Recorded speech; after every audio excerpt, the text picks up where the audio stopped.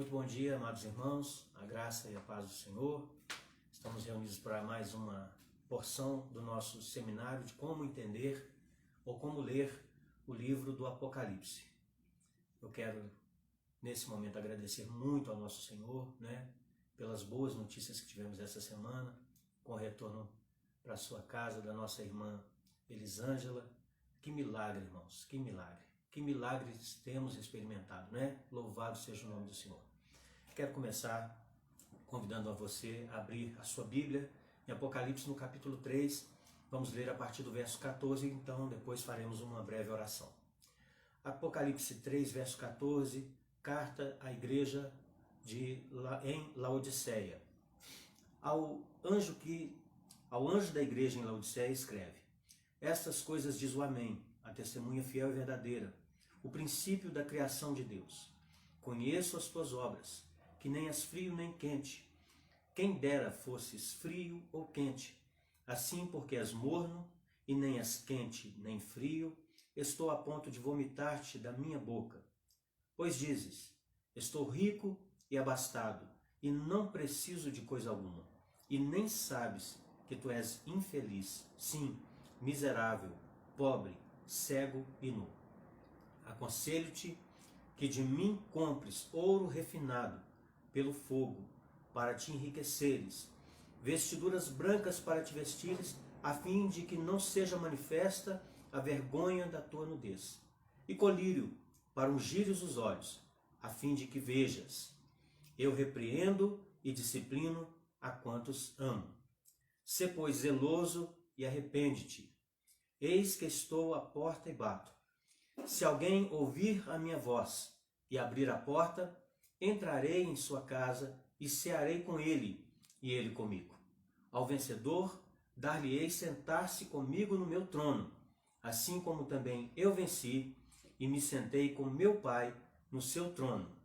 Quem tem ouvidos, ouça o que o Espírito diz às igrejas. Amado Senhor, louvamos o teu nome na manhã desse dia, com o coração repleto de gratidão e alegria, esperança renovada, porque o Senhor tem investido em nós o teu Espírito Santo. O Senhor tem confiado a nós, ó Deus, milagres portentosos, tua presença manifesta, tua graça abundante. E nessa manhã, quando vamos refletir sobre as repreensões a uma igreja, nós gostaríamos de clamar ao Senhor, que teu Espírito Santo nos dê ouvidos para ouvir o que o Espírito diz à igreja, à nossa igreja. Clamamos ao Senhor que nos dê a orientação, ó Deus, a tua palavra, a sensibilidade necessária e, sobretudo, o fervor espiritual necessários, tão caros e necessários, ó Deus, nesses dias em que vivemos na face da terra. Nós te pedimos a tua orientação, pedimos a tua graça, a tua misericórdia sobre cada um de nós, em nome do Senhor Jesus. Dá-nos, Senhor, olhos para ver, dá-nos, Senhor, ouvidos para ouvir, e dá-nos, Senhor, um coração temente, quebrantado, contrito, um coração sensível à voz do teu Espírito, para assim obedecermos ao Senhor. Oramos em nome de Jesus. Amém e graças a Deus. Bom, meus irmãos, como estamos aqui ainda no módulo 2, a nossa tentativa é vencer hoje, encerrar hoje a aula 3 e a aula 4, para encerrarmos o segundo módulo. E dessa forma, na semana que vem, partimos então para o terceiro módulo. Como eu disse na semana passada, nós temos uma igreja que não recebeu sequer um elogio do Senhor. Nós temos uma igreja que só recebeu desaprovação, da parte do Senhor. A igreja, então, é Laodiceia. Alguns irmãos me procuraram depois, mandaram para mim: pastor, Laodiceia, isso aí, a igreja de Laodiceia. Nós temos das 7 igrejas, Éfeso, Esmirna, Pérgamo, Tiatira, Sardes e Filadélfia. Nós temos então a igreja a ser avaliada hoje, a igreja de Laodiceia. Como nota inicial, eu gostaria de dizer para os irmãos que há linhas teológicas que entendem que essas igrejas, as 7 igrejas, representam períodos da história da igreja,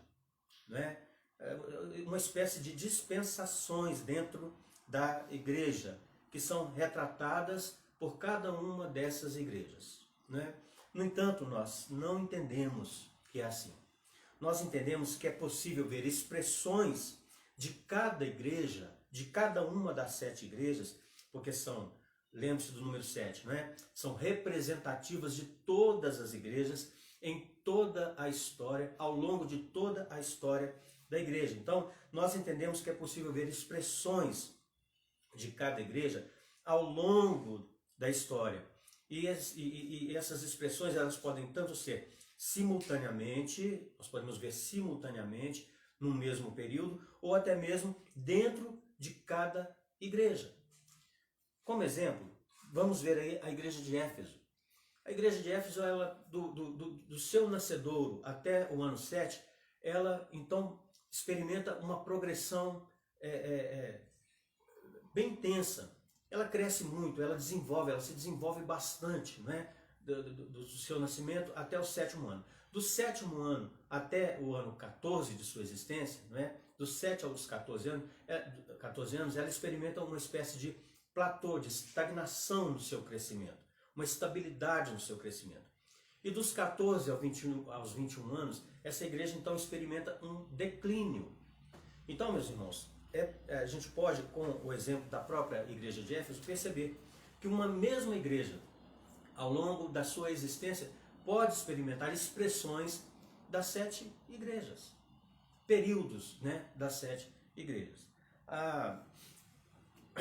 Em um mesmo período, nós temos igrejas fiéis à doutrina e igrejas que relativizaram a doutrina, igrejas que se mantiveram firmes e fiéis à palavra e igrejas que abandonaram, que deixaram a fidelidade à palavra.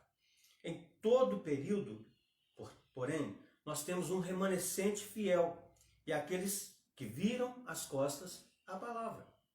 Então temos um remanescente fiel em cada igreja, em cada período, mas temos aqueles que voltam-se contra a palavra, abandonam a palavra ou passam a ter uma vida de relatividade espiritual.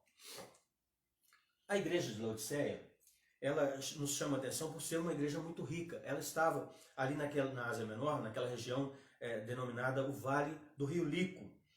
É a região mais fértil da Ásia Menor. Ainda hoje, né, continua sendo a região mais rica da Turquia asiática.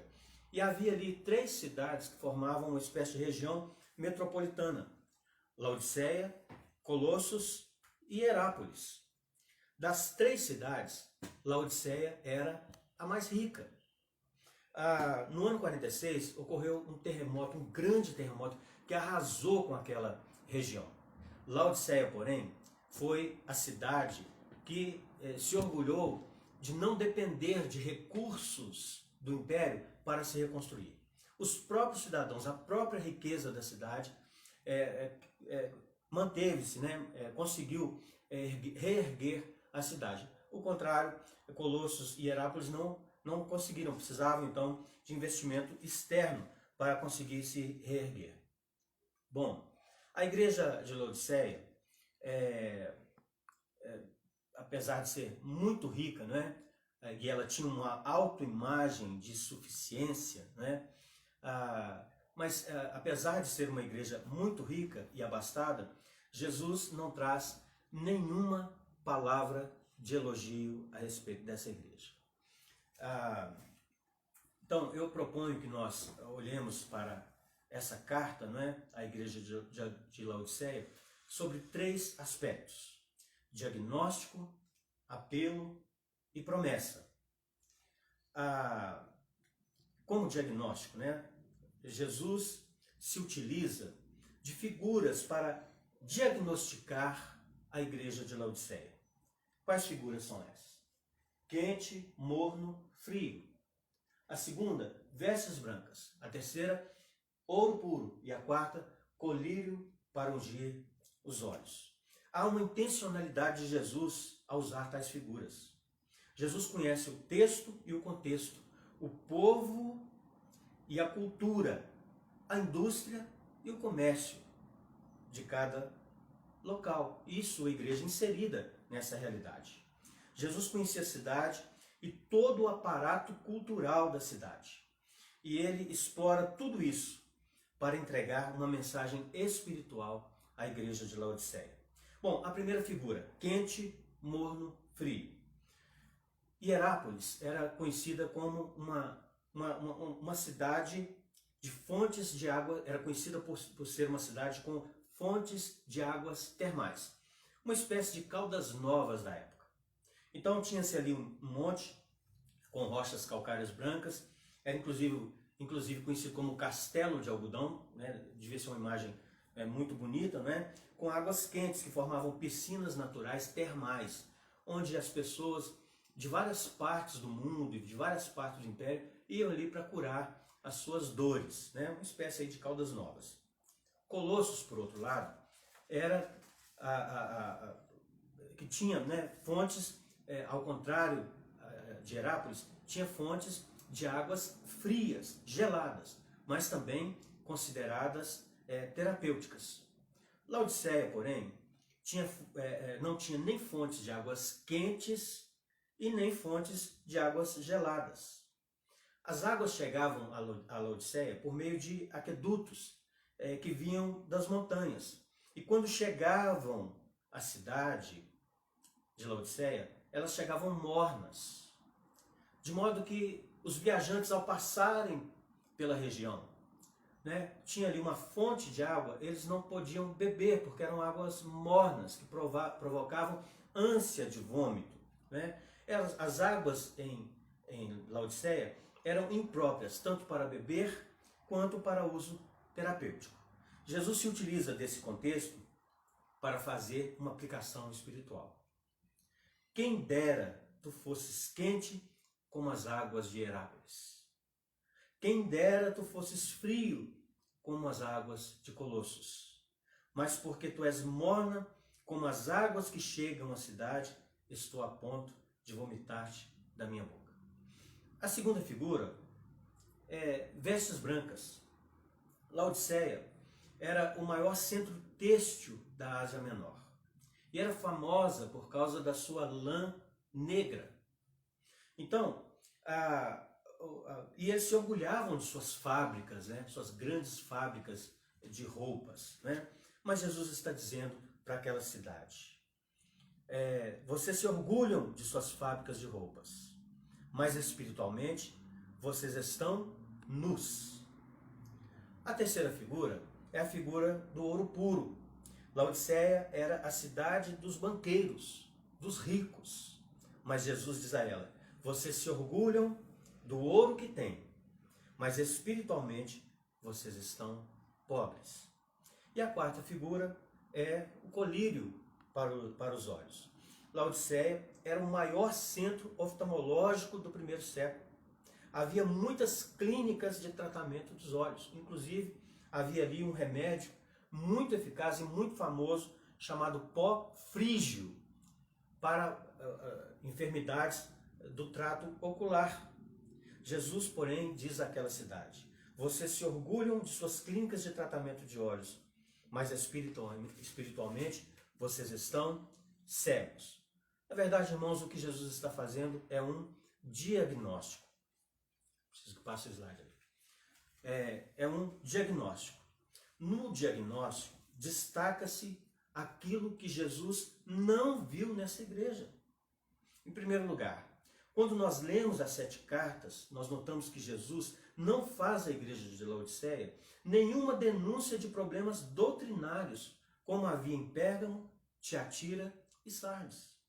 Laodiceia não tinha problemas doutrinários, não tinha falsos apóstolos, não tinha doutrina de Balaão, não tinha doutrina de Jezabel, não tinha doutrina dos nicolaítas. A igreja de Laodiceia era uma igreja doutrinariamente saudável, ortodoxa, conservadora. Não abria mão da sã doutrina. No entanto, Jesus estava sentindo náuseas. Aquela igreja estava provocando sofrimento em Jesus. Em segundo lugar, quando lemos as 7 cartas, nós notamos que Jesus não faz à igreja de Laodiceia nenhuma denúncia de problemas morais. Não havia problemas morais em Laodiceia, como nós vemos em Pérgamo, Tiatira e Sardes. Aquela igreja tinha uma ética irrepreensível. uma conduta ilibada, um testemunho bonito aos olhos da sociedade e aos seus próprios olhos.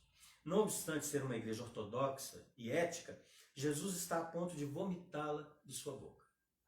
Em terceiro lugar, o que nós não vemos em Laodiceia é que quando lemos as 7 cartas, Jesus não faz à igreja de Laodiceia nenhuma denúncia de pobreza ou de problemas relacionados à pobreza ou limitação financeira, como nós vemos em Esmirna e em Filadélfia. Laodiceia era uma igreja rica e abastada. Por exemplo, os teólogos da prosperidade de hoje não fariam sucesso naquela cidade de Laodiceia. No entanto, essa igreja próspera e rica está provocando náuseas no Senhor Jesus Cristo. Em quarto lugar, quando nós lemos as 7 cartas, nós notamos que Jesus não faz à igreja de Laodiceia nenhuma denúncia de problemas relacionados à perseguição. Como nós vemos a perseguição religiosa em Éfeso e a perseguição política em Pérgamo. A igreja de Laodiceia vive em paz, em um mundo repleto de turbulência. Lembre-se que a igreja está sob franca perseguição, mas Laodiceia vive em paz. Uma igreja ortodoxa, uma igreja ética, uma igreja próspera e vivendo em paz. Apesar disso, a carta diz que Jesus olha para essa igreja e sente náuseas. Pergunta: o que Jesus viu nessa igreja que provocou náuseas? A resposta, uma resposta sensível à falta de fervor espiritual. E precisamos tomar o cuidado, irmãos, para que isso não seja uma falta encontrada na Igreja Batista Vale Verde, na igreja brasileira. Falta de fervor espiritual. O que falta à igreja evangélica brasileira é fervor espiritual, irmãos. Verdade no trato com a coisa de Deus. Não tem a ver com estilo de culto ou liturgia. Também não tem a ver se a igreja usa instrumentos ou não no culto. Se canta hinos históricos ou espirituais. Se a postura de culto é solene ou informal, não tem nada a ver com essas coisas. O Senhor não avalia como nós avaliamos. Para alguns, onde há solenidade, ali há fervor espiritual. Há igrejas em que você está, que quando está sendo ministrada a palavra, se passar uma mosca voando, você escuta, não é, o barulho da mosca.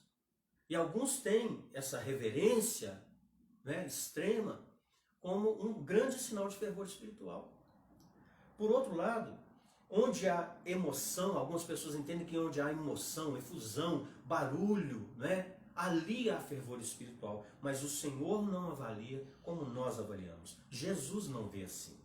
Há muitas expressões religiosas que na verdade não passam de trejeitos, manias e cacoetes humanos. Jeitão nosso. Espiritualidade cênica. Jesus conhece o coração e não se impressiona com os nossos modismos, né, que variam de épocas em épocas.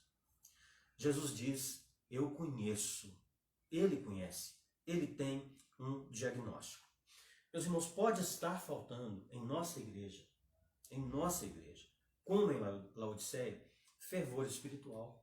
Pode estar faltando brilho nos olhos, coração aquecido, arrependimento genuíno, coração quebrantado, amor por Jesus e sua palavra, compromisso com vida de oração, fervor espiritual. Claro, meus irmãos, que estamos enfrentando tempos em que estamos mais quebrantados. E a gente vê uma certa expressão, né, em relação ao fervor da igreja. Mesmo distantes, mesmo online, temos percebido mais vida de oração, mais dedicação à oração, mais empenho, né, dos irmãos. Mas pode ser que esteja faltando em nossa igreja, né, um fervor mais intenso para com as coisas de Deus. A maior necessidade da igreja não é riqueza material, nem curas milagrosas, e nem fama e influência. A maior necessidade da igreja é da presença manifesta de Jesus Cristo em nosso meio. Quando Jesus está presente, o pecador se arrepende.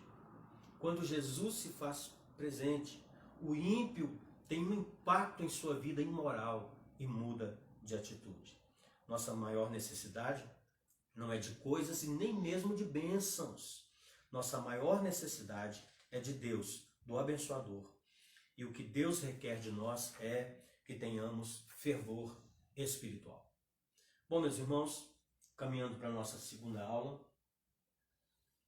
a nossa quarta aula, a segunda aula de hoje, a nossa quarta aula, para encerrarmos o segundo módulo, nós estamos olhando a carta à igreja de Laodiceia sobre 3 aspectos. Primeiro fizemos um diagnóstico, agora vamos avaliar o apelo que Jesus faz e em seguida encerrarmos com a promessa feita aos que são fiéis. Após Jesus fazer um diagnóstico, ele faz um apelo.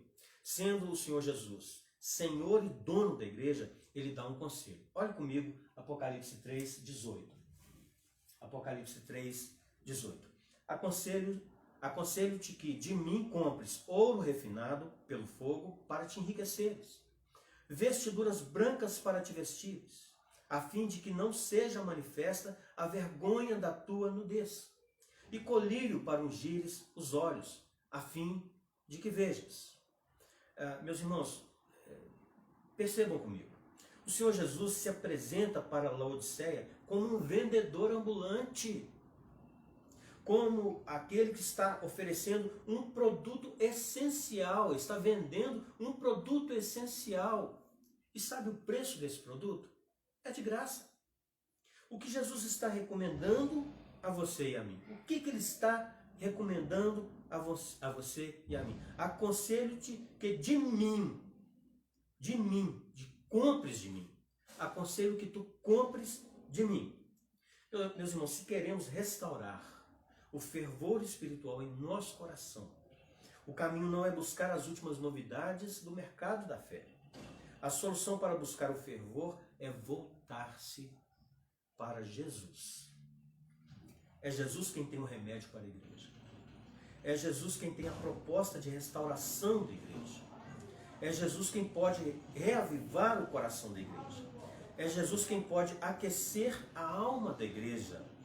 É Jesus quem pode trazer, pelo derramamento do seu Espírito, um poderoso e genuíno avivamento para a sua igreja. Não temos, portanto, que buscar novidades no mercado da fé, nem algo para trazer aquecimento mecânico ao nosso coração. É Jesus quem tem a resposta para a sua igreja. É para Jesus que a igreja precisa voltar. Todos os nossos esforços, todo o nosso entendimento, todo o nosso coração, toda a nossa percepção e trabalho, toda a nossa dedicação devem se voltar para a pessoa de Jesus, pois dele procede o verdadeiro avivamento. Jesus tem uma declaração para fazer e uma ordem para dar. Leia comigo Apocalipse 3, verso 19. Eu repreendo e disciplino a quantos amo. Sê, pois, zeloso e arrepende-te. Jesus está sendo rigoroso com a igreja de Laodiceia e, por conseguinte, comigo e com você, com a nossa igreja, porque ele nos ama. O que ele está dizendo é: eu morri naquela cruz e ressuscitei dentre os mortos para produzir. Eu não morri naquela cruz e ressuscitei dentre os mortos para produzir uma igreja apática, morna, árida, sem vida. O sacrifício de Jesus não foi para produzir uma igreja apática, uma igreja morna, sem vida, sem luz, sem coração aquecido. Estou exortando você porque eu amo você, porque eu não abro mão da sua vida, porque eu não desisto de você. Estou exortando você porque tenho para você uma vida plena, uma vida abundante, superlativa, a própria vida eterna. Diante dessa declaração de amor na disciplina, Jesus dá uma ordem: sê, pois, zeloso e arrepende-te. Muda de vida, muda a tua conduta. No verso 20, Jesus faz algo muito sublime. Apocalipse 3:20. Eis que estou à porta e bato. Se alguém ouvir a minha voz, e abrir a porta, entrarei em sua casa e cearei com ele e ele comigo. Há um grande risco, meus irmãos, né? Nós temos uma lição aqui. A igreja de Laodiceia era uma igreja que estava bem com ela mesma. Ela gostava dela mesma. Fazia tudo por ela e para ela mesma. Ela tinha satisfação em suas realizações. A igreja, ela tinha satisfação em sua própria existência. E é aqui um grande risco de estarmos fazendo a mesma coisa. Preste atenção, meu irmão. Nós que somos membros, né? Deus tem nos dado a alegria, a graça, o privilégio de fazermos parte de uma igreja tão acolhedora, tão séria na sua conduta, né?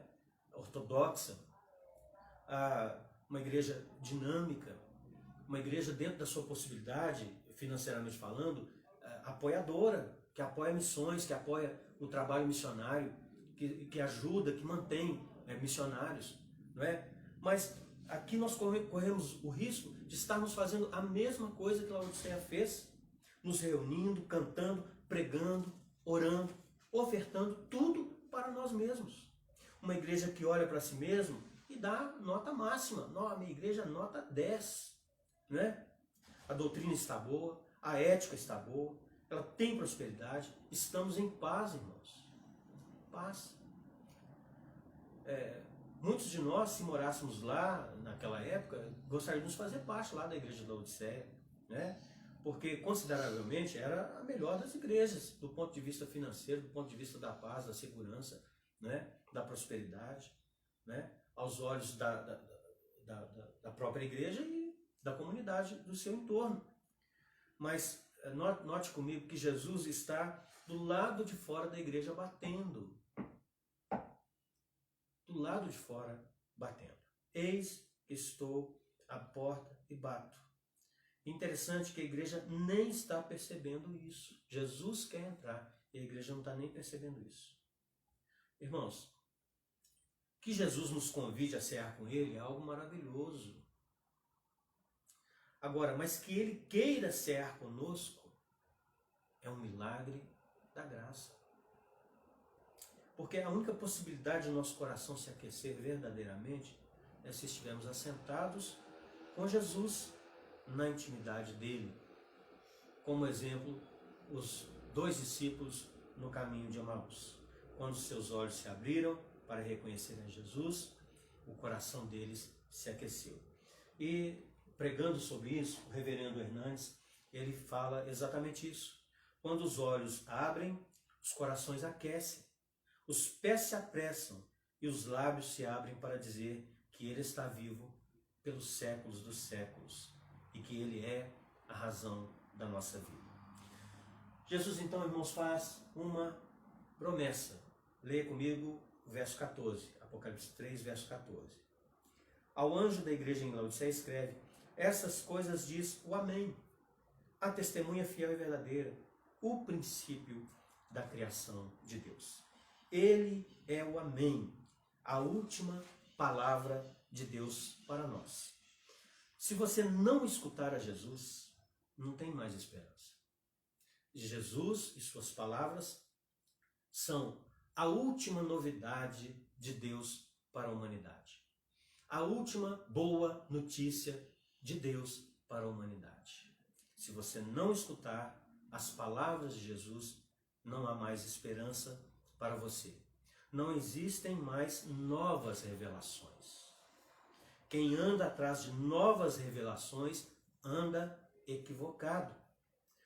Lembre-se comigo de Hebreus, capítulo 1, versos 1 a 3. Havendo Deus outrora falado muitas vezes de muitas maneiras aos pais pelos profetas, nesses últimos dias nos falou pelo Filho, a quem constituiu o herdeiro de todas as coisas, pelo qual também fez o universo.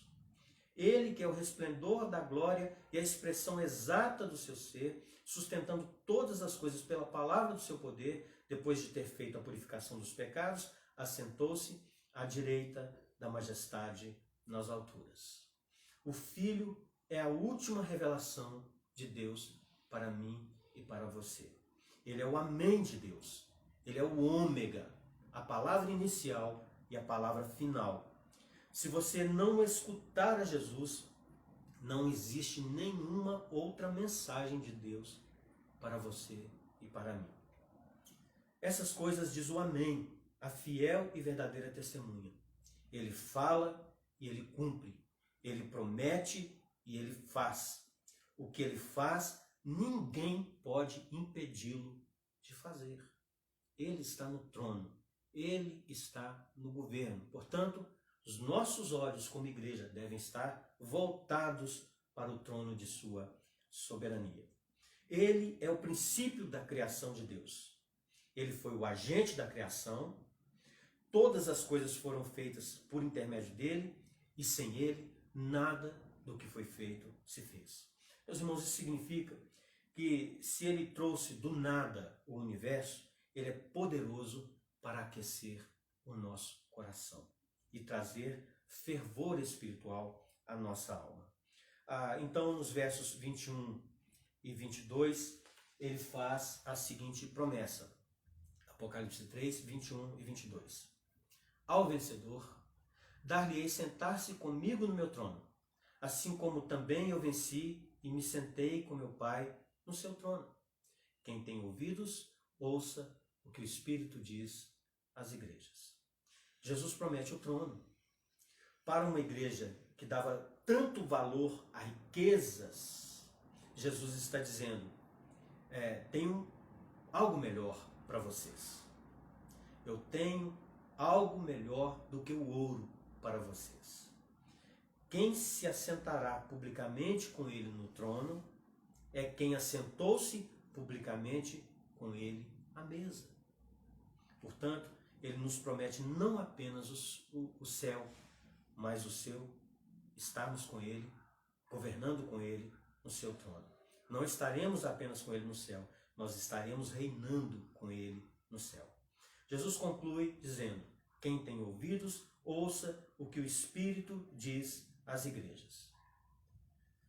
Amado irmão, amada irmã, precisamos nos avaliar.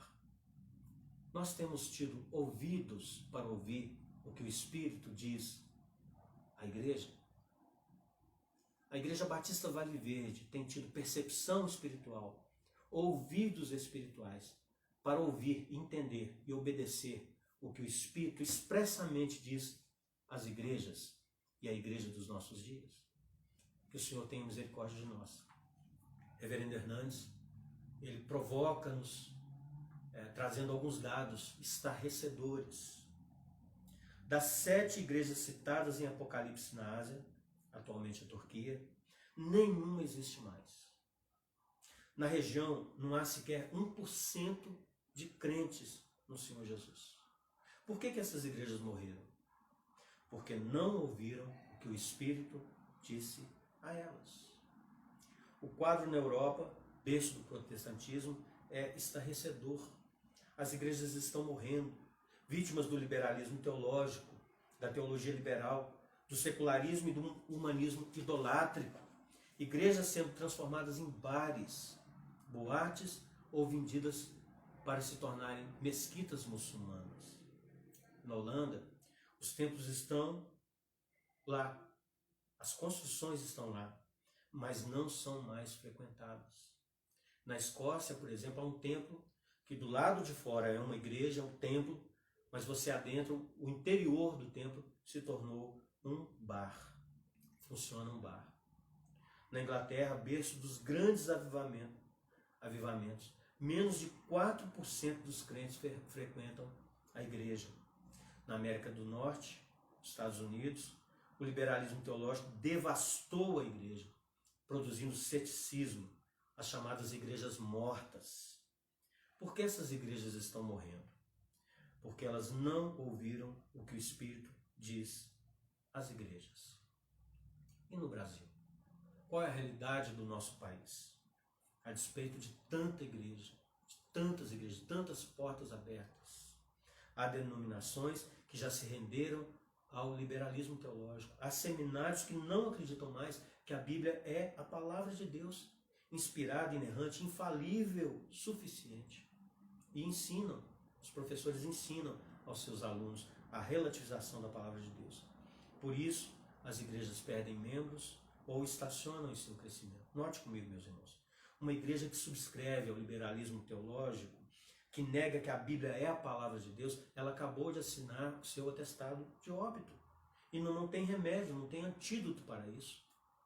No Brasil, temos igrejas imensas, templos lotados, multidões se reunindo, mas muito pouco de evangelho sendo pregado.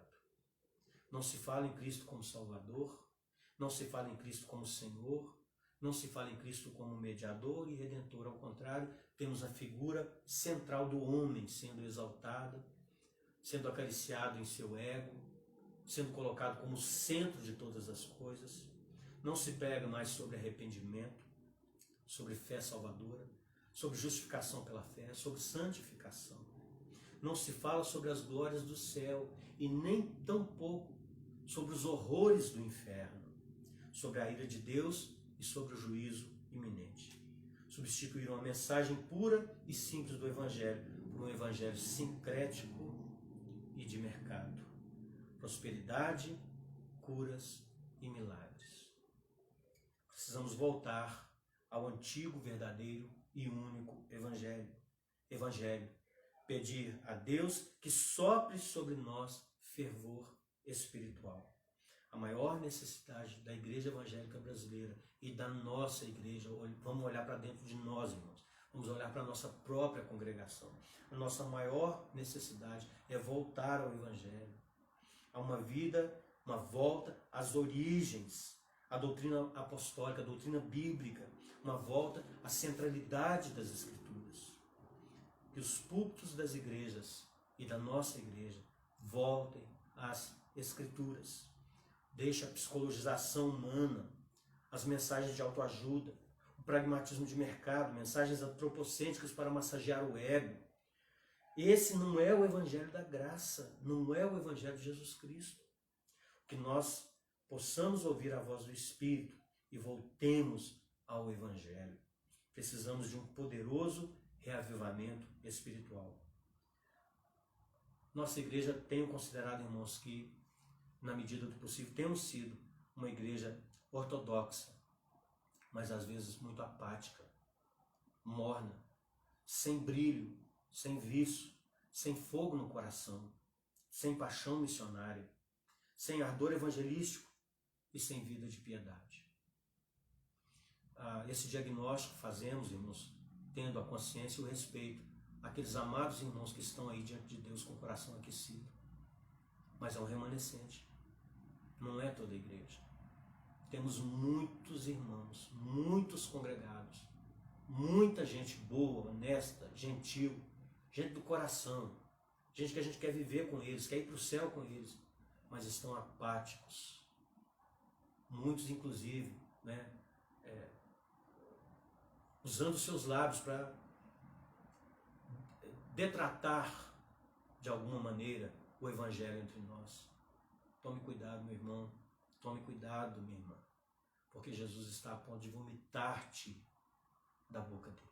Que o Senhor tenha misericórdia de nós, que o Senhor tenha misericórdia da nossa igreja, que o Senhor nos aqueça o coração, mas não de uma maneira mecânica, e que não o façamos também por medo apenas, mas por temor ao Senhor. Que o Senhor tenha misericórdia de nós e nos faça ouvir aquilo que o Espírito Santo tem a dizer à nossa igreja. Dessa forma, irmãos, nós encerramos aqui o nosso segundo módulo e, permitindo Deus, na semana que vem nós daremos introdução ao nosso terceiro módulo e, quem sabe, presencialmente, lá na congregação, onde o calor é um pouco mais intenso, com a presença dos amados irmãos. Vamos orar? Que o Senhor abençoe seu coração. Se por acaso você, ao ouvir essa mensagem de hoje, se sentiu incomodado, tocado, não pense que eu estou selecionando na minha mente aqui nomes, uma relação de nomes entre aqueles bons de coração quente e aqueles frios de coração gelado na presença. Não faço isso.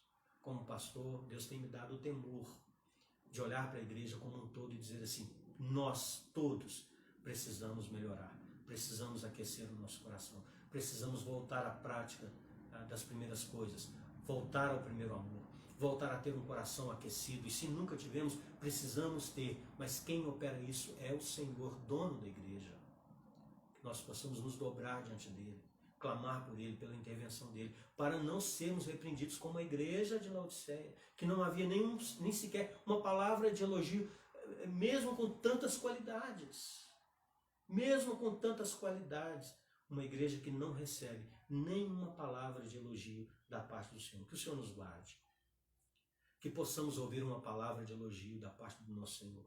É uma igreja pequena, é uma igreja fraca, é uma igreja pobre, mas é uma igreja que depende do Senhor Jesus Cristo.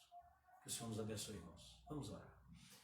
Querido e amado Jesus, nós apresentamos a vida da nossa congregação diante do Senhor. Ó Deus querido, o Senhor que é dono da igreja, que é o Senhor da igreja, pastoreia a igreja por nós, cuida da igreja por nós, Senhor. Manifesta, Senhor, teu braço forte, pois, ó Deus, dos teus lábios procedem, ó Deus querido, a graça, a sabedoria, a unção, o entendimento para as nossas vidas. Manifesta teu braço forte sobre a nossa igreja. Fala, Senhor, uma palavra sobre nós. Pronuncia, Senhor, sobre nós uma palavra. E nós aguardamos que essa palavra seja uma palavra de elogio, ó Deus, pelos esforços de amados irmãos que têm derramado suas vidas no altar do Senhor, com lágrimas, com pranto, com jejum, com rogos e orações. Tem misericórdia, não pelos nossos méritos, não por virtudes pessoais, mas tem misericórdia de nós, ó Deus, por amor do teu nome, por amor do Senhor mesmo. Olha, Senhor, para nós com teu olhar de misericórdia e transforma a Igreja Batista Vale Verde e a igreja no Brasil numa igreja de coração quente, doutrina na cabeça, mas fervor no coração. Fervor no coração, mas ortodoxia nos seus lábios. Tem misericórdia de nós, Senhor. Nós oramos agradecidos, sabendo que o Senhor ouve e atende a oração que chega ao trono da tua glória. Recolhe, portanto, Senhor, em teu odre maravilhoso, a oração que fazemos nessa manhã, em nome do Senhor Jesus. E agora, Senhor, que tua graça, que o favor, a misericórdia, a bondade do Senhor se estenda a todos aqueles irmãos que estão ouvindo essa mensagem, que se sentiram de alguma forma incomodados, desafiados. Tem misericórdia, Senhor, faz-nos mudar de atitude. Joga, Senhor, arrependimento em nosso coração. Ó Deus, nos ajuda a mudar de rumo, a mudar de procedimentos, Senhor, e nos aproximarmos mais da tua santidade e da tua glória. Nós oramos em nome do Senhor Jesus e humildemente clamamos, Senhor. O Senhor que diz que está à porta e bate, Senhor, esteja à vontade e entra, Senhor, no nosso meio. Entra, Senhor, no meio da nossa igreja. Não fique de fora, Senhor. Não permita que o nosso ego, que o nosso egoísmo, que o nosso coração malicioso e maldoso mantenha o Senhor batendo do lado de fora da porta, mas ajuda-nos a abrir, ó Senhor, a porta do nosso coração para que o Senhor entre. Meu Deus, nós recebemos e aceitamos esse convite para ceiar com o Senhor. O desejo do Senhor ceiar conosco é para nós um ato da tua soberana graça e misericórdia. Então, Senhor, fica à vontade em nosso meio e ajuda-nos por misericórdia e amor do teu nome. Oramos em nome do Senhor Jesus. Amém. E graças a Deus. Agora, queridos, que o grande amor de Deus, a graça do Senhor Jesus e as doces consolações do Espírito Santo sejam sobre sua vida, sobre a vida da sua família, sobre toda a congregação do Senhor. Amém? Até logo mais à noite, às 19 horas, em nome do Senhor Jesus.